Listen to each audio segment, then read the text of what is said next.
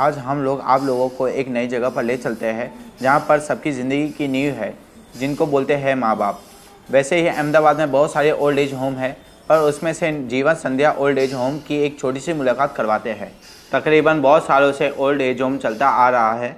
आज हम आपको एक इसकी छोटी सी झलक पेश कर रहे हैं। चलो अब मिलते हैं यहाँ के नियामक एलडी संचालिका श्रीमती डिम्पल बहन से। आपको एक छोटी सी रूबरू मुलाकात करवाते हैं और सुनते हैं उनकी ज़ुबानी और उनकी मन की दास्तान। हेलो मैम, आप कैसे हो? मस्त मज़ा में हूँ। मैम, आप बता सकते हो कि आप ये संस्था में कितने साल से अपनी सेवा देते आ रहे हैं? देखो साल तो मैंने गिने नहीं है, लेकिन 15 से 17 साल हो गया मेरा यहाँ पे। ओके, मतलब आप 15 से 17 साल से आप यहाँ पे सेवा देते हैं। मैम, आप हमें बता सकते हैं कि यहाँ पे कितने वडील आश्रय पे है? इस जीवन संध्या ओल्ड एज होम में 150 दादा दादी यहाँ पे रहते हैं। क्या आप हमको उनके बारे में थोड़ा और कुछ बता सकते हैं? हाँ, पक्का बता सकती हूँ, क्योंकि रात दिन का यहाँ पे बैठना उठना होता है ना। तो यहाँ पे जो भी ओल्ड पीपल यहाँ पे रहते हैं उनकी एज 60 से स्टार्ट होकर 95 तक यहाँ पे है। यहाँ पे जो भी लोग दादा दादी रहते हैं यहाँ पे ग्रांट नहीं लिया जाता है, इसके लिए महीने में उसका 250 रुपीज़, ओनली 250 रुपीज़ ही लेते हैं। जो कोई लोग ऐसे जो इसके घर में कोई नहीं है या कोई देने वाला नहीं है तो उनको हम अपनी डोनेशन में से रखते हैं और यहाँ पे रखते हैं। यहाँ पे तम्बाकू, सिगरेट, बीड़ी ये सब की मनाही है। साथ में यहाँ पे कोई गाली गलौज या झगड़ा झगड़ी वो नॉट अलाउड। यहाँ पे सब हर एक धर्म वाले रहते हैं, जैसे कि हिंदू, पटेल, जैन, वैष्णव, ये सभी लोग यहाँ पे रहते हैं यहाँ। और ये आश्रम वीरबाला बेन बाय बनाया हुआ है और अभी मैं यहाँ पे as a joint managing trustee के रूप में काम कर रही हूँ। मैम, आप हमें बता सकते हैं कि ये जो जीवन संध्या ट्रस्ट है उसमें कितने लाइव ट्रस्टी है अभी? देखो यहाँ पे हमारा टोटल मिला के 8 ट्रस्टी है, 8। इसमें से अभी जो एक्टिव ट्रस्टी है इसमें है काविना भाई, जो हमारा अकाउंट चलाते हैं वो आते हैं। फिर हमारा सुकेतु भाई, जिसकी मम्मी ने ये संस्था की स्थापना की है, वो भी आते हैं। और एक मैं हूँ टिम्पल शाह, जो यहाँ पे एक्टिव हूँ। अभी कोरोना का समय है तो इसके हिसाब से क्या होता है ना कि सुकेतु भाई और काविना भाई जो है वो 70 अप ईयर्स के हैं, तो उनको आने में डॉक्टर भी मनाही करते कि ज़्यादातर आप आराम करो, तो वो आते हैं। लेकिन जब मेरे को ज़रूरत होती है तभी, हाँ। और काविना भाई को तो आना पड़ता है अकाउंट के हिसाब से, जबकि मैं तो डेली दिन में 2 टाइम आती हूँ, सुबह और शाम। तो ये दादा की सारी जवाबदारी मेरे पे है अभी। आप हमें बता सकते हैं कि यहाँ पे किन किन प्रकार की एक्टिविटीज़ होती है सुबह से लेकर रात तक में? एक्टिविटी यहाँ पे बहुत सारी होती है। जैसे कि उम्र वाले लोग हैं तो उनको क्या चाहिए, माइंड का खुराक चाहिए। अभी उसकी बॉडी को इतना खुराक नहीं चाहिए क्योंकि वो डिप्रेशन में होते हैं, अपने फैमिली को छोड़ के आए हुए होते हैं, तो उनके माइंड में बिजी रखना पड़ता है। तो इसके हिसाब से दोपहर को 2 बजे से लेके शाम को 5, साढ़े 5 बजे तक हम म्यूज़िकल प्रोग्राम अरेंज करते हैं। इस बिल्डिंग में ऊपर एक बड़ा सा हॉल है जहाँ पे आप 100 जन बैठ सकते हो। अलग अलग लोग आते हैं यहाँ पे और अलग अलग प्रोग्राम, जैसे कि जादू का शो, फिर अंताक्षरी, फिर मूवी दिखाते हैं। ऊपर प्रोजेक्टर रखा है तो कभी कभी गुजराती मूवी दिखाते हैं। फिर कोई म्यूज़िकल प्रोग्राम होता है, कोई डांस वाला प्रोग्राम होता है, नाटक, ड्रामा, सब कुछ यहाँ पे होता है। और साथ में जैसे कि बोलते हैं हम चेस खेलते हैं, जैसे आप खेलते हो ना घर पे, जो घर में बैठ के खेला जाता है, जिसमें एक्सरसाइज कम और आनंद ज़्यादा मिलता है। ऐसी सारी की सारी एक्टिविटी हमने यहाँ पे रखी हुई है। तो वो सब लोग दोपहर को वो सब खेलते हैं। और फिर शाम को जब टाइम होता है तो कभी कभी रात को भी मैं म्यूज़िकल प्रोग्राम रखती हूँ। और अगर नहीं होता है तो वो बाहर हिंचके पे बैठ के बातचीत करते हैं। आप देखते हो संगीत कुर्सी, म्यूज़िकल चेयर आप बोलते हो, वो भी यहाँ पे बहुत अच्छी तरह से ये लोग खेलते हैं। तो उनकी हेल्थ अच्छी रहे, उसके माइंड में कोई टेंशन ना रहे, इसके हिसाब से हम कोई ना कोई एक्टिविटी, कथा, भजन, प्रवास, पिकनिक, पिक्चर, यहाँ पे साल में 3-4 बार बाहर लेके जाते हैं, पिकनिक कराते हैं, जैसे कि शिरडी तक यात्रा कराते हैं। तो बहुत सारी एक्टिविटी। लेकिन अभी कोरोना है, राइट, तो अभी कोरोना के हिसाब से बाहर के लोग को तो अंदर एंटर नहीं होने देते। तो अंदर वाले को इतना रेडी कर दिया है कि अभी दादा और दादी दोनों टीम हो जाती है। फिर दादी अंताक्षरी खेलते हैं, दादा अंताक्षरी खेलते हैं, जैसे बैठ के सब लोग म्यूज़िकल चेयर खेलते हैं, जैसे वो सब बहुत सारी एक्टिविटी वो अपने आप कर लेते हैं। ओपन कंपाउंड, ये ग्राउंड है तो ग्राउंड में वो लोग गरबा लेते हैं, कभी कभी बातचीत करते हैं, कोई क्वेश्चन निकाल के, टॉपिक निकाल के कोई क्वेश्चन मार्क करते हैं। तो बहुत सारी एक्टिविटी यहाँ पे होती है, सारी की सारी। जैसे मालूम है कि कोरोना समय जो था अभी भी चल रहा है, ऐसी महामारी के समय मतलब हम खुद कितनी सारी प्रॉब्लम में थे। तो आपको ये ट्रस्ट चलाते समय कैसी किस प्रकार की प्रॉब्लम्स आई वो हमें बता सकते हैं? पक्का बता सकती हूँ, क्योंकि मेरी लाइफ में ये फर्स्ट टाइम कोरोना देखा। मैंने भी ज़िंदगी में कभी कोरोना नहीं देखा था, राइट। और आप तो जानते हो कि इम्यूनिटी इसमें बहुत बड़ा काम करती है। अभी ये उम्र वाले लोग हैं, सब में इम्यूनिटी कम ही होगी। ये तो आप जानते हो ना कि अभी सरकार बोल रही थी कि बच्चे लोग और बूढ़े लोग, वो सभी लोग को ज़्यादा ध्यान रखना है ना। वयस्क जो उम्र वाले होते हैं उनको ज़्यादा ध्यान रखना है।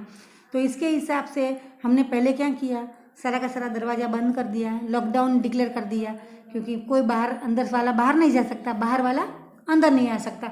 पता नहीं बाहर वाले कहाँ कहाँ घूम के आए होंगे, किसे उसमें कोरोना है कि नहीं, और इसकी वजह से हमारे दादा दादी को कोई तकलीफ ना आ जावे। तो ये हमारा पहला काम था। तो अभी मैंने दरवाज़ा लॉकडाउन किया। उसके बाद सारे के सारे दादा दादी के कैंप करवाया, अरेंज करवाया कि उनकी कोई तकलीफ है, जैसे कि सर्दी उधरस। आप जानते हो कि उम्र वाले बुजुर्ग को तो सर्दी उधरस आम हो जाती है, लेकिन इससे कोरोना तो नहीं है ना, वो तो हम देखना चाहिए। तो अभी कैंप अरेंज कराया, सबका चेकअप करवाया। फिर इस संस्था को सारे के सारे को सैनिटाइज़र कराया, जो म्यूनसिपालिटी की मदद लेके सारी संस्था को सैनिटाइज़र कराया।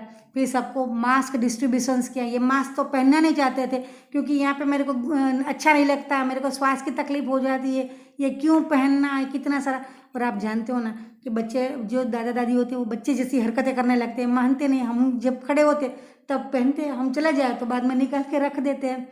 तो इनके हिसाब से वो सबको उकाला बोलते हैं, जैसे कि इम्यूनिटी डोज बोलते हैं, बूस्टर डोज, वो सबको दिया। फिर इसके अलावा यहाँ पे मच्छर ना हो जावे, जिसकी वजह से कुछ उनको और दिक्कत तकलीफ ना हो जाए, तो सभी को इसी दवाइयाँ बंटवाई। हर जगह पे मच्छर की जो दवाई डालते वो डालाई। इसके अलावा ये रास्ता जो टूटा फूटा हुआ था जो अंदर से, उसको सारा का म्यूनसिपालिटी के साथ में 1 साल से उनको बोल रही थी, और ये काम इसी कोरोना के टाइम में ही कंप्लीट हुआ। और पक्का रास्ता है, 80-20 की स्कीम का लाभ लेके रास्ता बनवाया। इसके अलावा उनकी फूड सिस्टम थी, उसमें सारा चेंज ला दिया, क्योंकि स्वीट खाने से उधरस या सर्दी हो सके, तो इसके हिसाब से सब फल फ्रूट शुरू कर दिया। उस टाइम में खाने में चेंज करवा दिया, बाहर की कोई चीज़ नहीं, संस्था में ही बना के संस्था की ही देनी शुरू कर दी, बाहर की कोई चीज़ अलाउड नहीं की। इसके अलावा स्टाफ और सभी लोगों को, डोनर को भी, इवन डोनर को भी बाहर ही जाके मैनेजर पैसा लेता था या डोनेशन लेता था, अंदर किसी को आने नहीं दिया है। इसके अलावा इतनी सारी तकलीफ ध्यान रखे, फिर भी 55 लोग को कोरोना हो गया। क्या करें, मेरे को भी हो गया, क्योंकि पता ही नहीं चलता था कि कोरोना कहाँ से आता है। आप समझ सकते हो ना कि जैसे अमिताभ बच्चन जैसे वीआईपीओ को भी हो जाता है, तो ये तो डोनेशन पे चलती संस्था। यहाँ पे तो दवाई की ज़रूरत पड़ती है, दूध की ज़रूरत पड़ती है, फ्रूट की ज़रूरत पड़ती है, साग की ज़रूरत, यहाँ पे सब भी चीज़ चाहिए, है ना। और कितने बार दादा ऐसा है कि जो इस संस्था में अभी डॉक्टर है जो सेवा दे रहे हैं, लेकिन उनको आँख का प्रॉब्लम हुआ, तो ये संस्था में तो आँख का कुछ नहीं है, तो उनको बाहर भेजना पड़ता है। अगर नहीं भेजूँ तो उनकी आँख में प्रॉब्लम हो जावे। तो इसके हिसाब से ध्यान रख के ऑटो में बिठा के संस्था के आदमी उनके साथ भेज के, उनको आँख की प्रॉब्लम हो, पाँव की प्रॉब्लम हो, जो यहाँ पे नहीं है, तो उनके लिए ये रिस्क है, क्योंकि कोई साथ जाने के लिए भी तैयार नहीं होता था।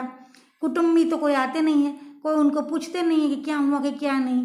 तो इसके हिसाब से मुझे ज़्यादातर तकलीफ ये हुई कि हर सुबह उठ के ऐसा लगता था फिर नया युद्ध शुरू हो रहा है, क्योंकि ये है ना, इनकी एज के हिसाब से वो जल्दी एग्री नहीं होते। बहन क्यों नहीं जाने देती हो, कुछ नहीं होता, अभी हमारी ज़िंदगी तो पूरी हो गई, कल मरते हैं तो आज मरे, कोई बात नहीं। सो उनको समझाना पड़ता था कि आप नहीं, अकेले नहीं जाओगे, आपके साथ आपके रूम के पार्टनर भी चले जाएंगे, क्योंकि ये तो कोरोना है ना, कोई किसी एक को नहीं लगता है, आप बहुत सारे लोग को लेके जाते हो। तो इसके हिसाब से बहुत सारा संघर्ष करना पड़ा। बाहर की चीज़ नॉट अलाउड। और इनकी संबंधी ऐसा बोलते कि हम आपको बहन दे जाए, इनको खाने के लिए दे जाए, अरे भाई नहीं देना है, तो उनके साथ भी इतनी मगजमारी। तो हर सुबह ऐसा लगता है कि हर नया कुछ अध्ययन, आज क्या होगा, कल क्या होगा, डेली ऐसा कुछ ना कुछ क्वेश्चन आता था। लेकिन भगवान की मदद और हमारी आत्मबल, बाप दादा का पॉजिटिव सपोर्ट, और सब कुछ अच्छा हो गया।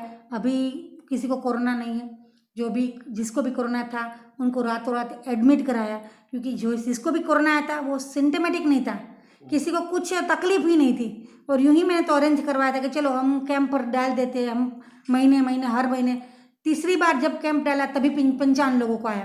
पहली बार कैंप में किसी को नहीं आया, दूसरी बार कैंप में किसी को नहीं आया, तीसरी बार में 55 जन को, उसके साथ मेरे को भी आया, सबको आया, है ना। तो अभी उन वो सिम्टम्स नहीं था तो वो लोग रेडी नहीं होते थे कि नहीं हम अपन को अभी हॉस्पिटल नहीं जाना। और पेपर और टीवी में देखते थे कि हॉस्पिटल में कितने सारे लोग ऐसे मर जाते हैं ना, तो उसको ऐसा लगा नहीं हम हॉस्पिटल जाएंगे तो बहन वापस नहीं आएंगे, हमको नहीं जाना है, नहीं जाना।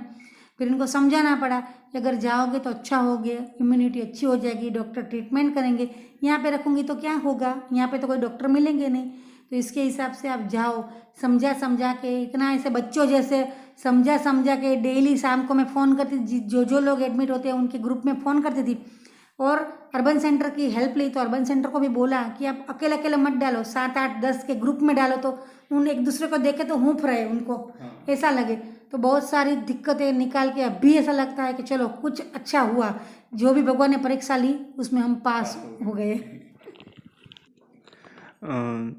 मैम जैसे आपने कहा यहाँ पे कि 150 दादा दादी रहते हैं, तो उनका जो खर्चा रहता होगा, मतलब जो आता होगा, तो वो आप कैसे मेंटेन करते हैं, आप हमें बता सकते हो? यहाँ पे 150 दादा रहते हैं। आप जानते हैं कि वो 60 अप उम्र के हैं। उसके हाथ पाँव का दुखावा तो यूँ कॉमन हो गया है। डायबिटीज़ और बीपी तो कॉमन, डिप्रेशन भी लेके आते हैं, है ना। तो कितना हिडन रोग उनके बॉडी में होता ही होता है।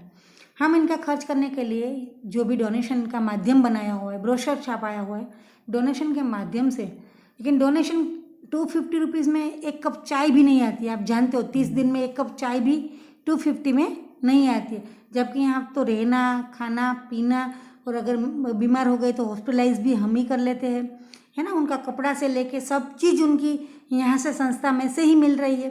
तो इसके हिसाब से डोनेशन की ज़रूरत पड़ती है। तो डोनेशन के लिए क्या है ना कि हम डोनेशन डोनर देते हैं उनके थ्रू से हम ये सर्वाइव करते हैं। लेकिन इतनी बड़ी संस्था है तो कुछ ना कुछ तो आगे पीछे जो आगे ट्रस्टी बने हैं उन्होंने कुछ ना कुछ तो मैनेज किया होगा।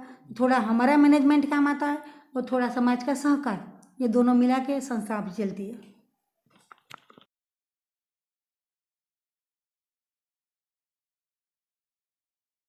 बता सकते हैं कि यहाँ पे जो दादा दादी रहते हैं उनको खाने पीने में क्या दिया जाता है? हाँ, डेली ये उम्र वाले लोग हैं तो उनको ये सॉफ्ट खाना बनता है, जैसे कि रोटी, सब्जी, दाल, भात, वो सब रूटीन के हिस्सा है। इसके अलावा इस ब्रोशर में हमने सारी की सारी आइटम लिखी है। जैसे शाम के टाइम उनको पाव भाजी, जैसे चना पूरी, पानी पूरी, भेल, सादी खिचड़ी, भाकरी, शाक, वघारेली खिचड़ी, अब वो फरतू ऐसे करके ऐसा डाला हुआ है मेनू में। और सुबह में जैसे कि अब फरसान, जैसे ढोकला, खमन, खांडवी, बटाटा वाला वड़ा, और फिर भजिया अलग अलग टाइप के, वो सब सुबह देते हैं। और स्वीट में लड्डू, सुखड़ी, सीरा, और इसके बाद दूध पाक, जैसे मट्ठा, सीजनेबल, केरी का रस, वो सब सीजनेबल जब टाइम आता है तब देते हैं। तो ऐसा करके हम सुबह दूध और नाश्ता देते हैं। और दोपहर को 4 बजे उनकी चाय का टाइम, तो चाय के साथ भी कुछ ना कुछ ड्राई नाश्ता, जैसे खाखरा, चवानू, बिस्किट, गांठिया, जैसा अलग अलग टाइप का नाश्ता। अभी विंटर चल रहा है और अभी उनमें हम सोचते हैं इम्यूनिटी ज़्यादा हो, इसके हिसाब से देते हैं। अभी जैसे कि सालम पाक, अड़दिया, कचरियू, इसमें सब पाक के अंदर उनके हाथ पाँव के सांधे का जो दुखावा होता है वो कम हो जावे, इसके हिसाब से कम स्वीट वाला, जिसमें शुगर का प्रमाण कम करते हैं, और हम ऑर्डर दे के बनवाते हैं उनके लिए, क्योंकि ये सब उनके बॉडी में जाए तो अच्छा है। इसके हिसाब से दोपहर को हम अभी टेम्पररी ये सब दे रहे हैं। मैम आप हमें बता सकते हो कि यहाँ पे दादा दादी को किस तरह से एडमिशन दिया जाता है? हाँ, यहाँ पे दादा दादी को जो एडमिशन दिया जाता है उसमें बहुत सारा जैसे कि ध्यान रखते हैं। जैसे उनका कुछ 2 साइन लेते हैं, जो आप लोही का ब्लड का रिलेटिव्स जो हो, जैसे कि भाई बहन या दिकरा दिकरी वॉटेवर, जिनको जो अहमदाबाद में हो तो ज़्यादा अच्छा है, क्योंकि कुछ भी हो गया तो उनकी हम कांटेक्ट कर सकते हैं। उसके अलावा उनको कोई भी बीड़ी सिगरेट किसी का व्यसन नहीं होना चाहिए, जो यहाँ पे अलाउड नहीं है। तीसरी बात, वो अपना काम, जैसे कि हमारी संस्था में और कोई काम नहीं करना है क्योंकि स्टाफ है ऑलरेडी, लेकिन नहाना धोना, खाना पीना, वो ऊपर से नीचे हमारा खाने के रूम में आ सके, इतनी उसमें शक्ति होनी चाहिए। वो हम पक्का देखते, पाँव का कोई प्रॉब्लम नहीं है या फिर कोई ऐसा चेप वाला प्रॉब्लम नहीं है ना कि वो आए और किसी और को चेप कुछ लग जाए, तो वो भी हमको ध्यान रखना पड़ता है। बस इतना छोटा सा ही, कुछ ज़्यादा तो हमारा रूल्स है नहीं यहाँ पे। इसका फॉर्म भराते और फॉर्म फिलअप कर लेते, और हमको ऐसा लगता है नहीं कोई बात नहीं, जगह है और ये सेट हो सकता है, तो फिर हम ले लेते हैं। क्या आप हमें बता सकते हो कि आप कोई छोटी सी एक्सरसाइज है ऐसा कुछ इनसे करवाते हैं ऐसा कुछ? हाँ, जैसे कि विंटर अभी शुरू हो गया, राइट। तो मुकुंद भाई जो हम जानते हैं कि अभी तो वो नहीं है आते, लेकिन वो उनके ग्रुप वाले सब यहाँ पे आते थे और एक्सरसाइज मॉर्निंग को सुबह 5 से 7 उनको अलग अलग अलग अलग एक्टिविटी कराते थे। एक्सरसाइज छोटे छोटे वाला, जैसे कि उसको दिक्कत भी ना हो और वो एंजॉय भी कर सके। ये उम्र वाले लोग ज़्यादा एक्सरसाइज करेंगे तो फिर और प्रश्न कुछ ना कुछ प्रॉब्लम क्रिएट हो जाए, तो इसके हिसाब से उस बोल छोटी छोटी एक्सरसाइज कराते थे और अभी भी करवाते हैं। जब भी विंटर होता है तभी ग्रुप आते हैं और ये सुबह शाम यहाँ पे 2 टाइम एक्सरसाइज हम रखते हैं। मैम जैसे आपकी खुद की भी एक फैमिली होगी और ये भी आपकी एक फैमिली जैसा ही आप मानते होंगे, तो आप ये दोनों जगह को कैसे मेंटेन करते हो, आप हमें बता सकते हो? मेरी खुद की फैमिली है, मेरा लड़का है अभी 21 ईयर्स का, हस्बैंड, मेरी सास है 85 ईयर्स की, है ना। तो ये मेरी फैमिली है। अभी फैमिली को क्या है ना कि हम जैन हैं तो हम में से बोलते हैं जीव दया, जैसे बोलते हैं ना वो संस्कार में होते हैं। तो मेरी सास इतनी खुश हो जाती है जब मैं यहाँ ओल्ड एज पे आती हूँ। तभी मेरा लड़का जब छोटा था तो मैगी बनवा के या कुछ ब्रेड बटर बना के भी खा लेता था, लेकिन मम्मी आप करो, ये अच्छा वाला काम करते हो, कोई चिंता मत करो। जैसे मेरा हस्बैंड है वो भी मेरे को सपोर्ट करता है, मेरा लड़का भी मेरे को सपोर्ट करता है। फैमिली, अगर आपका फैमिली कुछ अच्छा संस्कार वाले हो और अच्छी सोच वाले हो तो शायद आपको इतनी दिक्कत नहीं आती। मेरा टाइम टेबल बहुत शेड्यूल टाइट हो जाता है, क्योंकि दोपहर को मैं सुबह से सोचती हूँ आज शाम की रसोई क्या करनी है, तो इस तरह से कुछ करना पड़ता है, जैसे माइंड को सतत चालू रखना पड़ता है। तो ये करके अभी, और मेरा तो 2 फैमिली है, देखो आप देखते हो ये 200 जन, ये 150 बाद दादा, 20 स्टाफ वाले, फिर मेरा ये फिजियोथेरेपी सेंटर, ये होके यहाँ पे 200 का स्टाफ था। तो इसके हिसाब से मतलब एक 200 का फैमिली और ये 5-4 का फैमिली, तो ये 2 फैमिली है। लेकिन सब अच्छी तरह से भगवान की दया है कि कुछ अच्छा कर्म किया होगा शायद, तो ये अच्छा काम करने का मौका मिल रहा है ना। कुछ अच्छे काम में अगर आप निमित्त बनो तो ये सोच लो कि आपने कुछ अगले जन्मों में या कुछ अच्छा करके आए होंगे, तो ये आपने क्षेत्र पसंद किया है। तो फैमिली बहुत प्राउड करता है कि नहीं हमारी डिम्पल, जैसे कि मैं तो उनके लिए डिम्पल, तो बोलते कि डिम्पल बहुत अच्छा काम करती है। हर मेहमान आते मेरी सास चाव से ऐसे बोलती है डिम्पल ये करती है, डिम्पल वो करती है, डिम्पल, तो गर्व लेती है। तो मुझे बहुत अच्छी ऐसे बोलते हैं ना कि आपको अगर कोई अप्रिशिएशंस मिले तो आपका हौसला डबल हो जाए। तो मेरी फैमिली मेरे को हमेशा अप्रिशिएट करती है और हर टाइम मेरे साथ खड़ी रहती है। इसकी वजह से ये सब हो पाता है और भगवान की दया है ना। तो गॉड की ब्लेस ना हो तो ये क्षेत्र में आप काम नहीं कर सकती हो। तो अभी गॉड की मैं थैंक्स गॉड ऑलवेज बोलती हूँ कि इतना अच्छा मेरे को क्षेत्र दिया जहाँ पे मैं किसी को उपयोग में आ सकती हूँ। अपना जीवन जो है हम अपने लिए तो जीते हैं, लेकिन कभी ऐसा लगता है कि शायद किसी जन्म में कुछ अच्छा किया होगा कि मैं किसी और के लिए कुछ अच्छा कर रही हूँ। इसका मुझे बहुत प्राउड है और मैं भगवान को बोलती हूँ डेली ऐसा ही जीवन हर टाइम देना कि मैं किसी के काम में आ सकूँ, मैं किसी को कुछ दे सकूँ, है ना। तो थैंक यू वेरी मच। मेरी फैमिली को मैं इस माध्यम से बोलना चाहती हूँ, थैंक यू। मैम आप हमें बता सकते हो कि आप ये ट्रस्ट जो है जीव संध्या, उसके सिवाय आप और कहाँ कौन सी एक्टिविटीज़ में आप हो, ऐसा बता सकते हो आप? मैं बहुत लकी हूँ, है ना, क्योंकि मुझे भगवान ने ऐसा लगता है ब्लेस है, इसलिए मैं सेवा की प्रवृत्ति ज़्यादातर करती हूँ। इसके हिसाब से मैंने अपना ग्रुप बनाया है दिगंत चैरिटी ग्रुप, जिसमें मैं फक्त सेवा के कार्य ही करती हूँ। दिगंत चैरिटेबल ग्रुप वो मेरा ग्रुप अपना है, इसमें 650 वुमेंस अलग अलग है और सभी लोग अपने बर्थडे एनिवर्सरी पे कुछ ना कुछ डोनेट करती है और हम मिलके स्लम एरिया में, अंधपंग क्षेत्र में या फिर ऐसे बुजुर्ग घरडाघर में, कैंसर पीड़ित लोग में, और शिक्षण की फी भरते हैं। कितने लोगों की हमने दवाई का बिल दिया है। अभी जो लोग पढ़ना चाहते हैं, अच्छा मार्क्स आते हैं, लेकिन फीस की वजह से नहीं पढ़ सकते, ऐसी कितनी लड़कियों को हमने पढ़ाया है। वहाँ तक कि कैंसर की जो लास्ट स्टेज में होते हैं उनका बॉडी क्या हो जाता है, बिगड़ जाता है, उसमें बदबू आने लगती है और फैमिली भी कुछ साथ नहीं रहता है। ऐसे ऐसे लोगों को हमने भी, लास्ट कपड़ा भी हमारा ये सोच के हमने ये काम किया। चक्षुदान में हम काम करते हैं, जैसे बॉडी डोनेशन में हमने बहुत काम किया है। इस्लाम हमारा बहुत ऐसे बोलते हैं लोकप्रिय, हमको अच्छा लगता है इस्लाम बच्चों के साथ टाइम स्पेंड करना, उनको पिकनिक दिखाना, पिक्चर दिखाना, फिर उनको ड्रामा करवाना, फिर उनके लिए त्योहारों पे अलग अलग चीज़ लेके उनको बांटना।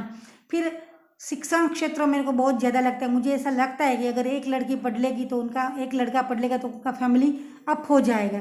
तो हम शिक्षण क्षेत्र में भी बहुत सारी सेवा कर रहे हैं। इसके अलावा मैं लायंस क्लब और लायनेस क्लब दोनों में एज अ प्रेसिडेंट तरीके रह चुकी हूँ। तो सारा हमने प्रोजेक्ट अलग अलग किया, इसमें ये सब कुछ आ गया है जो हम ओनली सेवा का ही माध्यम में लायंस, लायनेस और दिगंत चैरिटेबल ग्रुप, ये सब में एक्टिव हूँ। इस सब में मैं प्रेसिडेंट बन गई हूँ। मैम आपने जैसे कहा कि आप जीव संध्या, उसके सिवा लायनेस, लायन, उसके सिवा भी आपने बहुत सारे ट्रस्ट में वर्क कर चुके हैं। तो मैम आप जैसे ये मतलब हर रोज़ आपका जो दिन ख़त्म होता है जब, तो आपको कैसा सेटिस्फेक्शन मिलता है ये काम करने के बाद, आप हमें बता सकते हैं?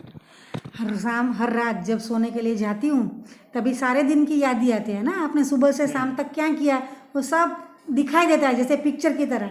तो ऐसा लगता है कि चलो कुछ अच्छा कर लिया, आज का दिन सक्सेसफुली अच्छा हो गया, तो एक आत्मसंतोष होता है ना। जो भी हमने काम किया है इसमें हमको रिजल्ट मिलता है, हम किसी को हेल्प कर लेते।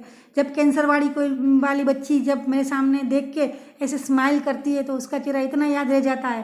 रात के टाइम जब देखती हूँ उनका फेस, तो कोई दादा दादी ऐसा बोलते हैं कि बेटा जीतती रहे, तो इतना अच्छा लगता है। ऐसा लगता है कि चलो अपने तो दुआ देते हैं, लेकिन ये लोग जो ब्लड के रिलेटिव्स नहीं है मेरा, वो सब इतनी अच्छी तरह से मेरे को बोलते हैं, तो इतना गर्व होता है अपनी जात पर। ऐसा लगता है कि थैंक्स गॉड, अभी जो हम जो बॉर्न हुए और जो हमने जन्म लिया वो सफल हो गया। एक आत्मसंतोष के साथ नींद आती है। मैम आपका खूब खूब आभार, थैंक्स कि आपने हमारी चैनल को आपके कीमती टाइम में से, आपके जैसे आपने कहा कि आपका बिजी शेड्यूल, टाइट शेड्यूल रहता है, उसमें से आपने हमको टाइम दिया। और मैं यही आपको हमारे केके न्यूज़ चैनल से इतना सुनिश्चित करना चाहता हूँ कि 24/7 हमारी चैनल, आपको कभी भी कोई भी मदद हो तो आप हमें कांटेक्ट करेंगे, हम हाजिर हो जाएंगे आपकी हेल्प के लिए। So ma'am very very thank you. आपकी टीम को, सभी को मैं बोलती हूँ धन्यवाद देती हूँ। Thank you very much. Behalf of Jeevan Sandhya world age. Thank you ma'am. तो ये थी हमारी छोटी सी कोशिश जो बुजुर्ग लोगों के वृद्धाश्रम के बारे में आपके सामने प्रकाश डालते हुए हम लोगों ने ये कोशिश की है। आशा करता हूँ आपको ये पेशकश पसंद आई होगी। तब तक के लिए जय हिंद, जय सुरक्षित भारत।